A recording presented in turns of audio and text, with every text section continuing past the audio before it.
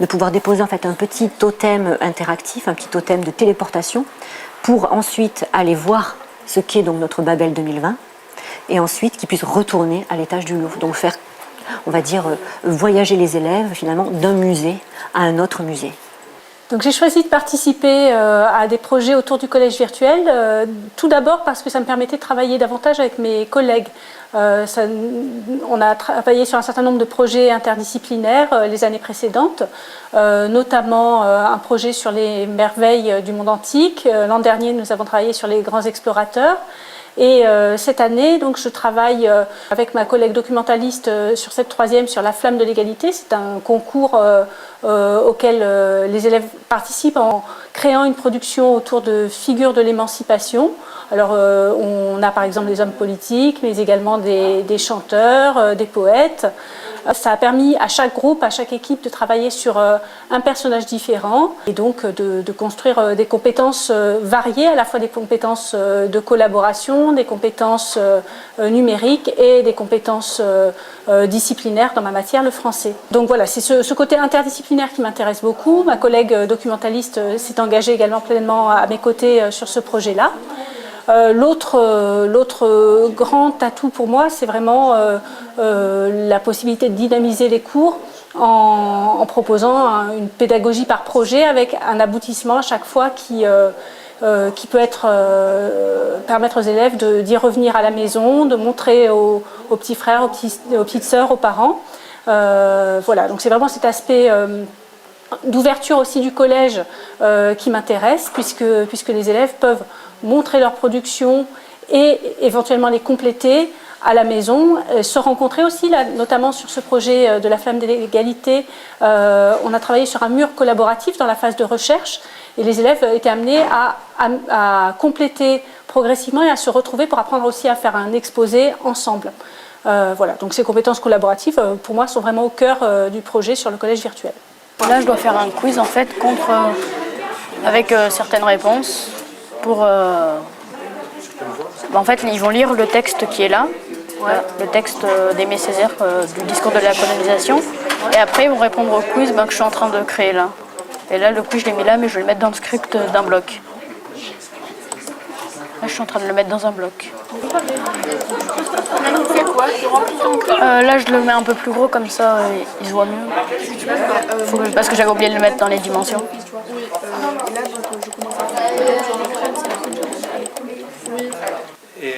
Et en troisième, vous avez fait quoi avec ça? Ben, on a analysé des stars. Enfin, vous avez analysé des stars? Non, mais ben, on a travaillé sur des stars qui ont marqué le monde. Avec quel prof cette fois? Madame Asnaoui. En quelle matière c'était? En français. Quelle star vous avez vu? Ben, nous, on a vu Martin Luther King. Il y avait Toni Morrison. Et ils étaient dans le collège virtuel? Oui, enfin, c'était des portraits. Ah, c'était des portraits, ils n'avaient pas leur avatar, eux, dans le collège virtuel. On travaille sur des personnalités. Créer des images pour les mettre sur un cube. Et les images, elles ont en rapport avec la personnalité sur laquelle on travaille. Et vous avez le choix complet de ces images ou vous allez les chercher sur Internet? On va les chercher sur Internet. Et c'est ce que vous faites sur le port des pirates, c'est ça? Oui. C'est bien, c'est marrant. Et en plus, on travaille en groupe, donc c'est bien.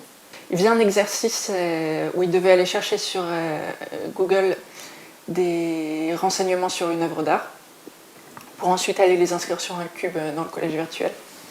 Et en fait, on voyait vraiment les disparités entre les élèves qui ne savaient pas du tout se servir d'une recherche, d'un moteur de recherche, enregistrer une image, sélectionner un dossier et tout. Ceux qui savaient très bien le faire. Et deuxièmement, ceux qui étaient autonomes pour suivre une feuille de consigne, et d'autres pas du tout, qui appelaient l'enseignante à chaque étape. Et au lieu de lire par eux-mêmes la ligne, quoi. Et donc il y en avait qui disaient « Moi j'ai fini, et si quelqu'un veut que je l'aide, je peux ». Et alors, je sais pas si parce qu'en fait, moi je vais observer que des situations avec le numérique. Donc je sais pas si dans une classe sans numérique, on peut trouver ce genre de choses. Il me semble pas. Enfin, donc il y en a deux qui l'ont fait spontanément. Et une troisième fois, l'enseignante a dit si quelqu'un a terminé, il peut aider les autres, mais il le faisait déjà en fait. Et ils se déplaçaient, ils allaient aider l'autre devant son écran. Et puis ils étaient fiers surtout de pouvoir avoir fini et être capable d'aider, parce que c'est quand même un autre niveau d'apprentissage. Être capable d'avoir fait quelque chose, l'avoir compris, et être capable de le réexpliquer. Ça montre qu'on l'a vraiment intégré. Donc c'est quand même génial pour un enseignant d'arriver à ce niveau d'entraide entre les élèves. Ça veut dire que quand on est capable d'expliquer quelque chose à quelqu'un, qu'on l'a réellement intégré, quoi.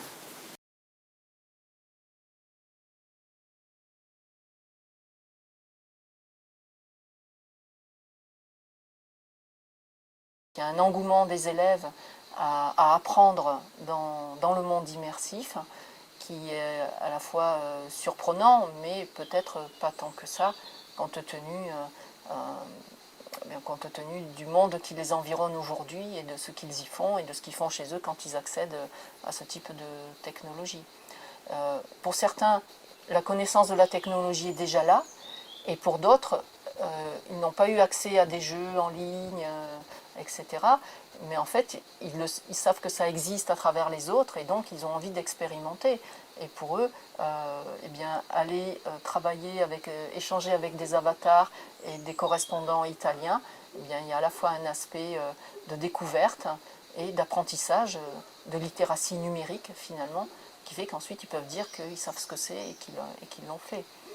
Sans compter qu'il y a aussi un aspect ludique, il y a un aspect de créativité, où on leur demande de créer des artefacts pour échanger et discuter avec leurs correspondants, comme en allemand. En allemand, ils ont eu à photographier les endroits de la ville qu'ils aimaient bien, à les mettre sur des panneaux d'exposition dans le monde virtuel, pour pouvoir discuter de ces endroits-là avec les avatars de leurs correspondants allemands. Et donc, quand ils vont travailler sur ce que nous, on va appeler en théorie le constructionnisme, ils vont travailler sur la construction d'artefacts autour desquels ensuite ils vont échanger en mobilisant du vocabulaire de la langue étrangère, eh bien, on a une projectivité importante vis-à-vis des contenus enseignés. On comprend leur intérêt, on a envie de les mobiliser dans l'échange social, en fait, qui se produit avec des vrais correspondants allemands, et qui est un échange, je dirais, plus ancré physiquement, dans le sens où ils ne vont pas utiliser seulement Skype ou utiliser le e-mail, qui sont des technologies auxquelles ils ont déjà accès pour échanger avec les correspondants. J'ai déjà fait des échanges Skype autour des maths, et en fait ils sont vachement plus, d'une manière perturbés dans la communication par le visuel. Et en fait le fait que ça soit l'avatar, c'est pas comme au téléphone, c'est pas complètement dématérialisé. Et en même temps, c'est pas perturbé par « Ah, regarde la prof à quoi elle ressemble » ou « Regarde lui, regarde la salle à quoi il ressemble, ce qu'ils font ». Quelque part, il y a moins de perturbations sur la communication orale. Nous, on l'a fait surtout pour parler avec nos correspondants italiens. Je trouve que c'est vachement bien, mais c'est dommage parce que y a des fois, il y a des fonctions qui ne marchent pas vraiment. Par exemple, la fonction appel, elle ne marchait pas pour moi, et du coup je ne pouvais pas appeler mon correspondant, du coup c'était un peu énervant. Mais sinon on peut vraiment parler, personnaliser et tout, je trouve ça hyper bien. Moi je trouve ça super, à part toujours on ne pouvait pas, avec nos corresponds, on ne pouvait pas parler seul à seul parce qu'il y avait eu un problème. Mais sinon c'était super parce qu'on pouvait se déplacer, puis on apprenait les choses sur Corès, et puis j'aimais bien me déplacer dans la maths. Ça vous plaît ça de vous déplacer? Oui, c'est hyper rigolo, j'adore.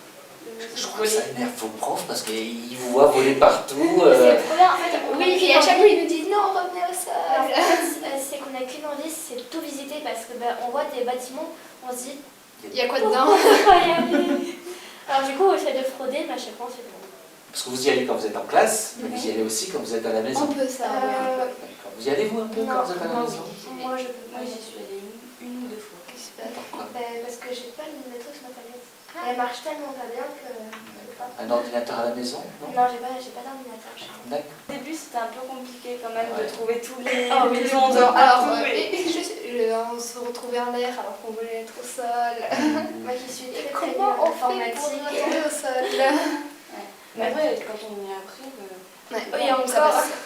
Moi qui suis très nulle en informatique, je ne comprenais rien, mais de chez rien. Elle me disait à droite, j'allais en haut, à gauche, j'allais en bas.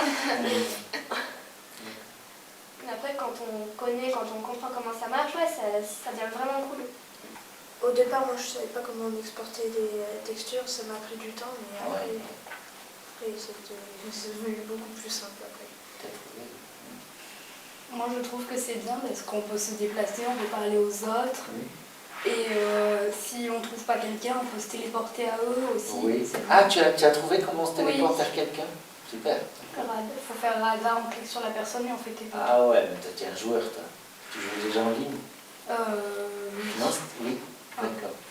Ça y fonctionne. C'est pas tout le monde qui sait comment on fait. Hein. Je pratique l'informatique depuis mes 4 ans. Ah oui, d'accord, tu es à l'aise. D'accord. Toi? Moi ça me plaît, mais ça me plaît beaucoup parce que en fait c'est pratique, par exemple pour construire quelque chose, alors que normalement on ne peut pas construire quelque chose parce qu'on ne peut pas. Je sais pas trop comment dire ça. Et on peut construire quelque chose et... Dans la vraie vie, on ne peut pas construire des trucs. Là, si tu veux construire un cube de 9 mètres cubes ici au collège, Monsieur Ponce ne sera pas d'accord. Non. Alors Loris, c'est marrant parce qu'il a un avatar, il est rouge, avec un short jaune, et il a accroché, donc il a une queue, et il a accroché à sa queue une boîte à outils. Donc lui, ça lui plaît bien de se promener avec sa boîte à outils accrochée. L'idée, ça serait de savoir un petit peu ce que vous pensez du collège virtuel, de ce que vous avez fait ce matin. Vous trouvez ça comment quand on va dans le collège virtuel? C'est bien. C'est bien, mais c'est long au début. On doit faire des exercices de maths. Des exercices dans le collège virtuel, dans le chat. Des dictées négociées des fois, On fait des phrases et il faut qu'on l'écrive à l'imparfait, des trucs comme ça. Vous avez l'impression que vous apprenez mieux avec vos avatars ou c'est comme en classe? Moi je trouve que c'est mieux. C'est mieux. Tu le changes régulièrement ton avatar ou quand il te plaira? Oui, il faut changer beaucoup, mais... Maintenant tu as trouvé le bon. Et oui, il est comment le vôtre? Moi j'avais changé mais il n'est pas encore complet. Il n'y a que l'accueil mais sinon c'est quand même le personnage du début quand on commence. Moi, il y a une combinaison de dinosaures. D'accord. Et vous l'avez choisi un petit peu cet avatar ou vous avez gardé l'avatar de base? Non, je l'ai choisi. Vous avez choisi comment? Vous avez fait quoi? Comment il est ton avatar, toi? On est allé dans les magasins, mais moi il a un t-shirt. J'ai changé la coiffure. Et tu lui as mis une coiffure comment? Qui ressemble à la tienne ou pas? Bah oui, enfin elle avait les cheveux longs. Elle a les cheveux longs. Elle a les cheveux longs comme toi? Ouais. T'as pas eu envie de faire une crête ou non. Et vous avez pris des avatars comment? Moi c'est un t-shirt, une robe, enfin une jupe et cheveux normaux. Ouais, normaux. Moi, j'ai pas... Et toi? Pareil. Normaux? Oui. Normaux. Est-ce que je peux maths, ça vous a apporté quoi? Ça nous a aidé pour mieux comprendre les calculs et tout. Ouais. C'était une autre façon de comprendre les maths. C'était une autre originalité de votre prof, quoi. On dit un autre truc bizarre. Tous les trucs bizarres, il y avait un peu de plus. Vous pensez que votre avatar il est meilleur en maths que vous? Oui. Oh, ça c'est sûr. Hein. Déjà, il a été créé à partir des maths. Et vos avatars alors? Vous êtes content de vos avatars? Vous les avez personnalisés? Vous les changez souvent? Oui, moi à la maison, oui. Quand tu es à la maison, tu changes l'avatar? Ouais, des fois. Je change la personnalité, les trucs comme ça et tout. Pas la personnalité, mais plutôt le style vestimentaire. D'accord. Les trucs comme ça. C'est quoi qui vous intéresse dans le collège virtuel? Un peu les aventures. Ouais. Les jeux, se balader. Donc c'est pas forcément ce que vous faites dans le cadre de la séance pédagogique, c'est le fait de pouvoir à côté faire des trucs, c'est ça? Oui. Ça change beaucoup des cours avec du papier. Voilà. C'est beaucoup plus intéressant. C'est sûr que c'est un plus, mais pour moi c'est... Après ça reste une plateforme pour travailler, donc c'est sûr que c'est je sais pas, ça change, comme m'a dit Valentin, ça change du papier et puis du crayon. Genre c'est une autre façon d'apprendre aussi. Juste le collège virtuel, ça nous a pas appris grand chose. Et les activités organisées par des enseignants dans le collège virtuel, c'est intéressant ça. C'est ce que tu as dit, s'il y a du boulot à faire, on y va, s'il n'y a pas de boulot à faire. Mais bon, voilà, elle rejoint les observations des enseignants. C'est ça.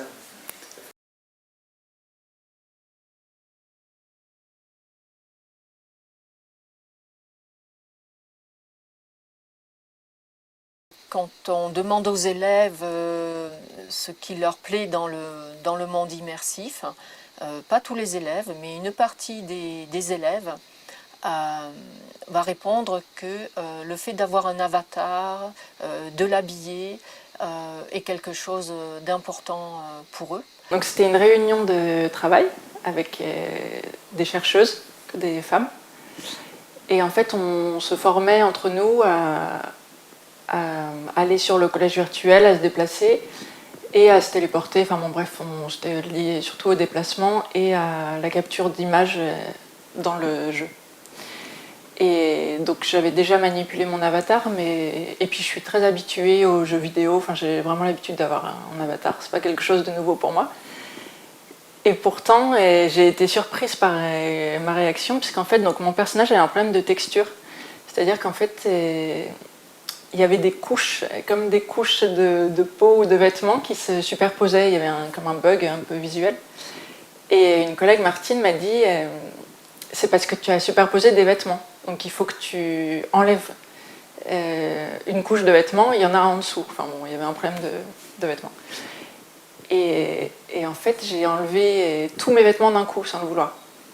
Enfin, tous les vêtements de l'avatar. Et en fait, je pense qu'en soi, si ça avait été un corps vraiment comme une Barbie tout lisse, ça m'aurait pas vraiment dérangé. Mais en fait, j'ai eu la surprise de voir que c'était un corps vraiment sexué.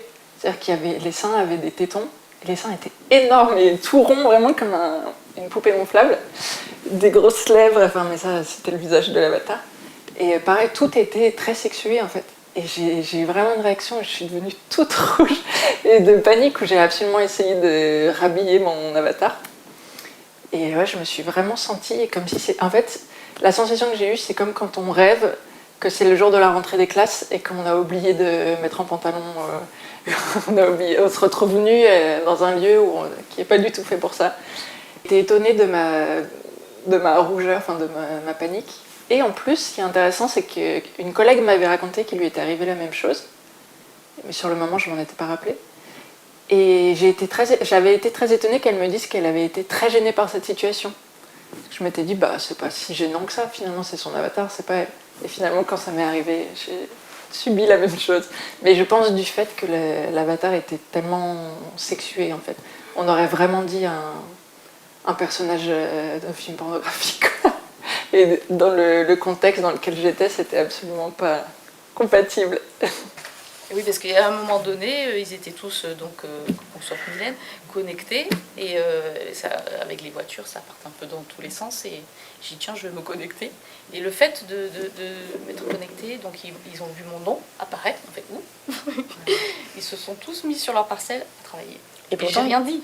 Pourtant, tu étais dans la classe quand même. J'étais dans la classe. Tu étais dans la classe physiquement avec eux, ils jouent aux voitures. À partir du moment où tu as intégré le monde virtuel avec ton avatar, ils se sont dit, oh là, tout le monde au boulot. C'est génial, hein. SECPA, donc c'est des classes d'élèves qui sont en difficulté d'apprentissage, mais pas porteurs de handicap. C'est des difficultés de concentration, parfois des petits retards cognitifs. Et qui expliquait que dans la classe, ils ont beaucoup besoin de bouger avec leur corps.